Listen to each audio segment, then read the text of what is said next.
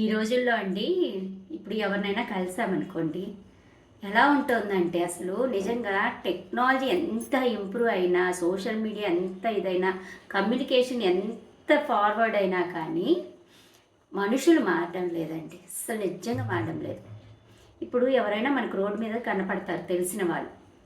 కనపడినప్పుడు వాళ్ళు మన గురించి అసలేం మాట్లాడరండి. అదేంటో నాకు అర్థం కాదు. రీసెంట్గా అంటే మీకు ఎగ్జాంపుల్ చెప్తాను. రీసెంట్గా మాకు చుట్టాల అమ్మాయి నాకు కనిపించింది రోడ్డు మీద. హాయ్ అక్క, ఎలా ఉన్నావు, బాగున్నావు అంటే బాగున్నావు అమ్మా అని. నేను మాత్రం ఇలా మాట్లాడినాను. నేను ఏ పర్సన్తో మాట్లాడుతున్నానో ఆ పర్సన్ గురించి మాత్రమే మాట్లాడతాను. సరే బాగున్నాను అక్క, అది ఇది అనింది. తను ఎంతసేపటికండి వేరే వాళ్ళ బాగోగుల గురించి అడుగుతుంది. మీ అమ్మ ఎలా ఉంది, మీ అక్క ఎలా ఉంది, ఫారెన్లో ఉన్న మీ అక్క కూతుర్లు ఎలా ఉన్నారు. సోషల్ మీడియా ఉంది కదండి, వాళ్ళు ఇప్పుడు ఫేస్బుక్లు ఉన్నాయి, ఇన్స్టాలు ఉన్నాయి, వాట్సాప్లు ఉన్నాయి, జూమ్ కాల్స్ ఉన్నాయి, అన్నీ ఉన్నాయి. వాళ్ళతో మాట్లాడుకోవచ్చు కదా. నన్ను కలిసినప్పుడు నాతో అసలు ఒక పాయింట్ కూడా మాట్లాడాలి.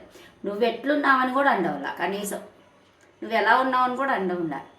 వాళ్ళు ఎట్టున్నారు, వీళ్ళు ఎట్టున్నారు, వాళ్ళు ఏంది, వాళ్ళు ఎక్కడ, వాళ్ళు ఇక్కడ, వాళ్ళు ఎలా ఉన్నారు, వీళ్ళు ఎలా అంటే నేను ఆ ఇన్ఫర్మేషన్ అమ్మాయికి ఇవ్వాలన్నమాట. థర్డ్ పర్సన్ గురించి మాట్లాడటం తప్పితే మన ఇద్దరి గురించి మాట్లాడుకునే మీద ఉండదండి. ఇప్పుడు అంత ఘోరంగా ఉంటుంది పరిస్థితి. తనకు నా మీద ఇంట్రెస్ట్ లేదు, కలిసిన ఎవరో గురించి ఇన్ఫర్మేషన్ ఆమెకు కావాలన్నమాట అక్కడ. అంటే నువ్వు గొప్ప కాదు, వాళ్ళు గొప్ప అని. ఎవరు గొప్ప అనేది కాదండి. నేను కలిసినప్పుడు, నాతో మాట్లాడినప్పుడు నేనే గొప్ప.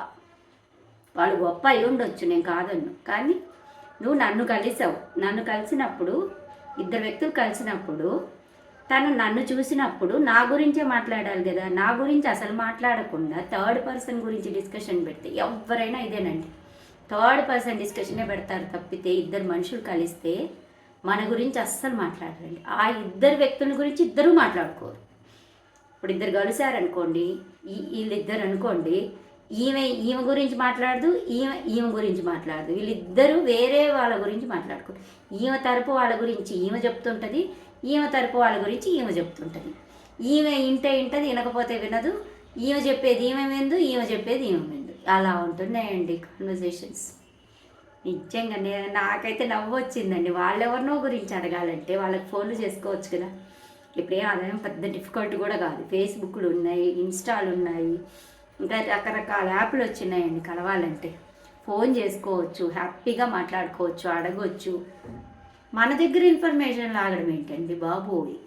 అస్సలు నిజంగా నాకైతే ఇలాంటివి బల్లెచ్చి రాకండి, బల్లెచ్చి రాక. అసలు మీకు ఎలా ఉంటుందో కానీ నాకు థర్డ్ పర్సన్ గురించి అంత డీప్గా ఇన్ఫర్మేషన్ అందించడం నాకు నచ్చదు. అలాగే అండి ఇప్పుడు ఇళ్ళ దగ్గర కూడా అండి. ఇప్పుడు నేను ఏదైనా ఒకరోజు స్కూల్ నుంచి కొంచెం తొందరగా వస్తాను. అప్పుడే వచ్చేసావు, ఏమైంది, ఏమ్మా, ఎందుకు వచ్చేసావు, వాళ్ళకి అవసరమా అండి? ఏదో పని మీద ఇంటికి వస్తాం, ఇంటికి రాకూడదు. ఇంకా వీళ్ళు ఒక టైం ఫిక్స్ చేసుకుంటారనమాట. ఇదిగో ఈమె 9 గంటలకు వెళ్ళి 5 గంటలకు స్కూల్ నుంచి వస్తుంది, ఆ టైంలోనే రావాలి మనం. లేకపోతే వీళ్ళు క్వశ్చన్ చేస్తారనమాట. ఏంటి, ఎందుకు రాలేదు, ఏమైంది, ఇలాగుంటాయి అన్నమాట. సో ఇలాంటివన్నీ చూసి చూసి చూసి అండి నాకు నిజంగా చాలా విరక్తి వచ్చేసిందండి. మీకు ఎలా ఉంటుందో. లేట్గా వస్తే ఎందుకు లేట్ అయింది, వీళ్ళకు క్వశ్చన్స్ మనము ఇంటికి వచ్చే టెన్షన్లో ఉంటాము. కొన్ని అర్జెంట్లు ఉంటాయి, ఇంటికి బయటంతా తిరిగితే అర్జెంట్లు ఉంటాయి కదండి. ఆ అర్జెంట్లు పనులకు కూడా బోనీరు, ఆపేస్తారు. ఆపేసి ముందు మాకు చెప్పి తర్వాత పో నువ్వు అంతే. అలాంటి అర్జెంటు పనులకు కూడా మన బోనీరండి. మనం అంతా ఇది చేసుకొని వాళ్ళకి సమాధానం చెప్పే లోపలికి రావాలి ఇంట్లో. లేట్ అయితే ఎందుకు లేట్ అయింది, తొందరగా వస్తే ఎందుకు తొందరగా వచ్చావు, మా అబ్బాయితో వెళ్తే మీ అబ్బాయిని తీసుకెళ్తున్నావా, అబ్బాయి లేకుంటుంటే అబ్బాయి ఏడి, అబ్బాయి ఏడిని ఒక్కదాన్ని వెళ్తున్నావే, మీ అబ్బాయి ఏడి. ఇన్ని క్వశ్చన్లకు ఆన్సర్లు చెప్పాలండి. వాళ్ళకి ఎందుకంత ఇంట్రెస్టో, వాళ్ళకి ఎందుకంత ఇదో నాకైతే అర్థమే కాదండి. వాళ్ళంతా ఫ్రీగా ఉంటారండి నిజంగా. భరించలేనివి ఇవన్నీ కదా.